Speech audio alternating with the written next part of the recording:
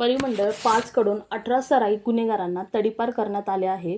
गुन्हेगारी प्रवृत्तींना आळा घालण्यासाठी आणि शहरातील कायदा सुव्यवस्था अबाधित ठेवण्यासाठी परिमंडळ 5चे पोलीस उपायुक्त डॉक्टर राजकुमार शिंदे यांच्या मार्गदर्शनाखाली मोठी कारवाई करण्यात आली आहे।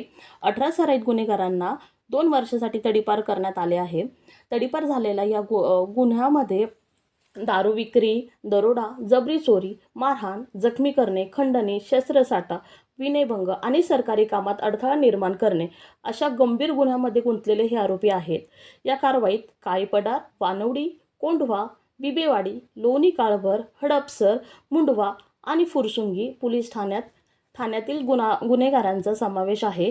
DCP शिंदे म्हणाले की सण उत्सव काळात गुन्हेगारी वाढू नये, रेकॉर्डवाली सराईत गुन्हेगारांना तडीपार, मोका, MPDA सारख्या कठोर कारवाया सुरू आहेत। नागरिकांनी कायदा सुव्यवस्था राखण्यासाठी